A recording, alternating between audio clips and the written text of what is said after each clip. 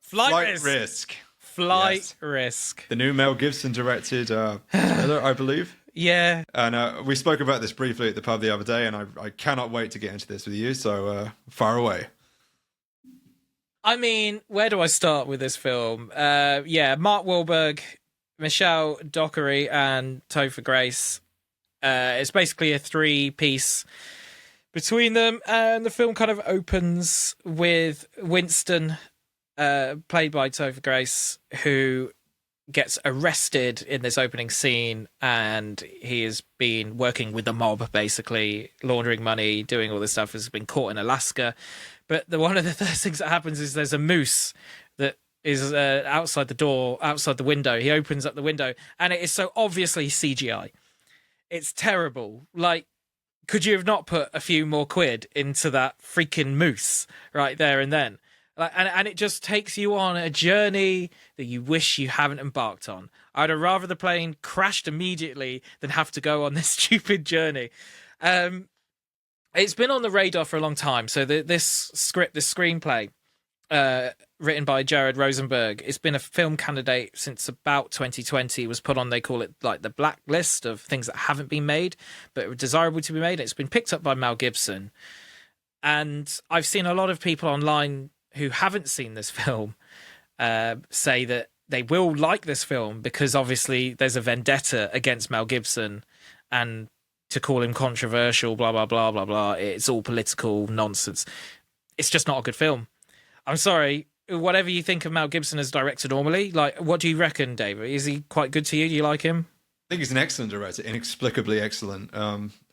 I've only seen Passion of the Christ and Apocalypto, I think. Hacksaw Ridge as well. Yeah, and they all quite good. Yeah, I mean, I particularly like Apocalypto. I really, really enjoy that film. I think we should cover it one time, actually. Yeah. It's he's like Ben Affleck, you know, where he's kind of a middling actor. But inexplicably somehow an incredible director. I had no idea that he was attached to this film actually until you told me that you'd seen it yesterday. Yeah, it's really bizarre that he can't translate his previous work into this film, and it feels so rushed. Like, there's so many issues with it that, in fact, I think it's quite stupid as a film, as a concept. I don't rate even the screenplay. It feels weird. Mark Wahlberg playing this role, to me, it feels a bit like he is trying to be the Big Lebowski, or this film is trying to be, or it's trying to be like Copland, like kind of oozing off coolness without really trying. It's a certain style. I don't think Mel Gibson is that style. I don't think he can pull that off in the same way.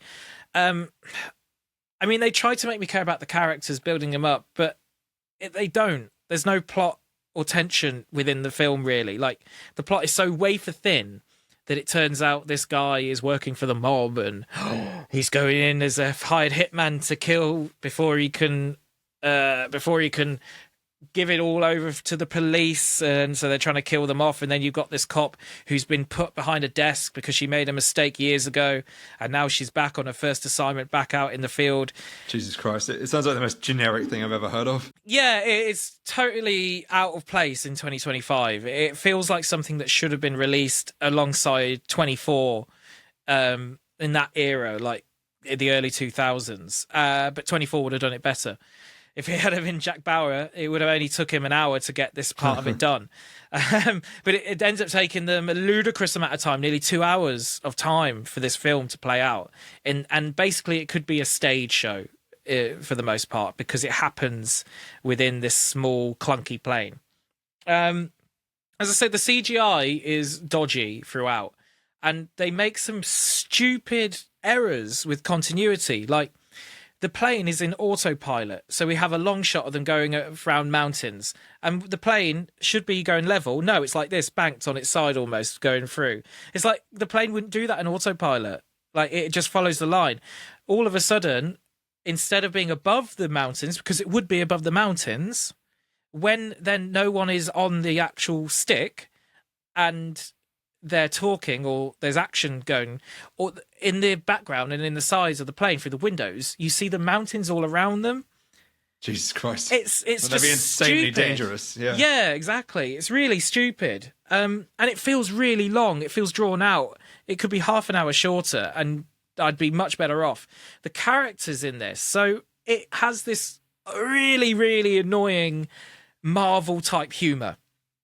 The Marvel type humor, like in those moments where it should be, the tension should be building up, and then he cracks a joke when he's been stabbed 1,000 times, and like he's not feeling the pain all of a sudden, and it's just, you don't crack a joke there. Like it breaks the tension, it breaks the immersion. Mark Wahlberg is trying to be cool. This is one of the issues with him in this film. He's trying to play it cool, and he would, instead of using a bowl cap, when he takes off his hat, he actually shaved his head in the middle and left like a fucking pedo cut, basically. And he looks ridiculous. And I know what they're trying to do. They're trying to make him look stupid so he kind of looks cool, like they would in sort of these indie type films. And it just doesn't come across right. He comes across quite pathetic, his character does, and completely inept. There's almost no time in the film he gets the upper hand. And it's like, he's meant to be Hitman. He's meant to be this amazing guy who the fucking mob in America like put together, and there's a big conspiracy within the FBI, always going on, but it just doesn't work. It's like Mel Gibson's attempt at 24, the X-Files episode with Bryan Cranston. They're trying to do all of this kind of like car bullshit dynamic where everyone's in the same place. It's just dated. It feels so dated, and you know what? I wish I hadn't seen it, because it's just not worth it. It's just not good. I mean, for example, there's a gun in the film. Mark Wahlberg brings a gun on the... it's the cop who has a gun on the plane, and she wants to shoot him, but doesn't shoot it because she'll know could hit a main line of fuel. She could break through the glass and decompress at 4,000 feet, whatever.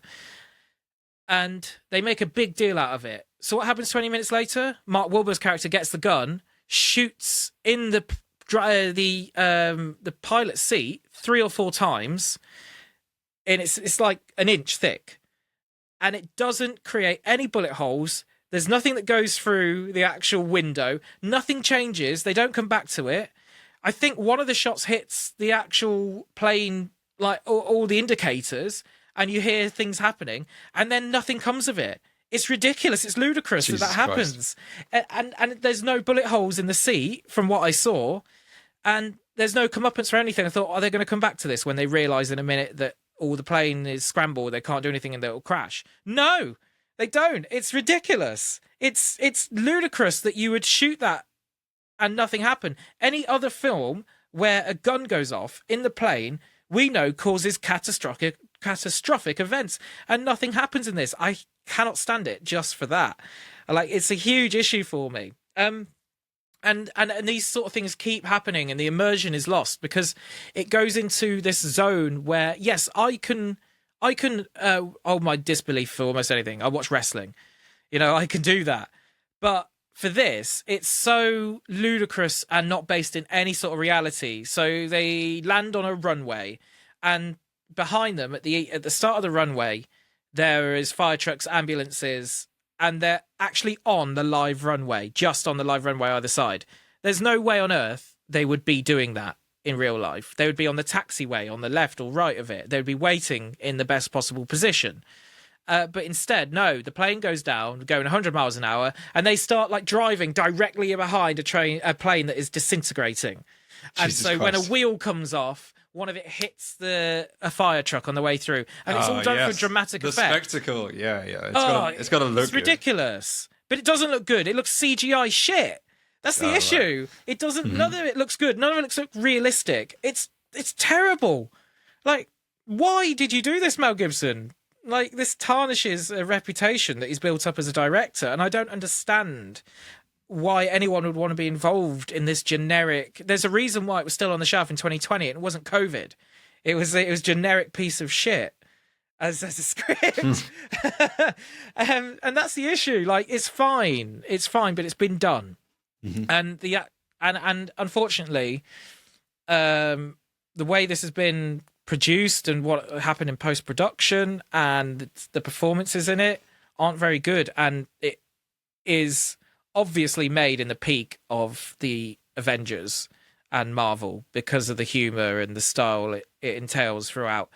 One of the main characters does get stabbed and he's almost at death, and he's like, just hold on, and he's basically dead. But then he's like, yeah, I'm fine later on, and cracks a joke in the same condition. And there's no continuity. Continuity is the big issue with this film in a way. So it really gets like a 3 out of 10 for me, this one. Yeah, I can't deal with it. It's just not good enough as a film. Well, there you go. You heard it there, folks. Yeah. Everyone can't wait to watch it after that glowing review. But yeah, please write us in the comments if you saw it. If you loved it, then tell Joe why he's wrong. And if you hated it, then we don't want to hear from you. I just want to hear that Joe's wrong. It's because I don't like Mel Gibson because I'm woke. That's what it is. If you don't like this film, you're woke. Oh, that's what it is. There you go. Yeah, that's your mistake, exactly. Joe. Yeah, Too woke, exactly. Mate.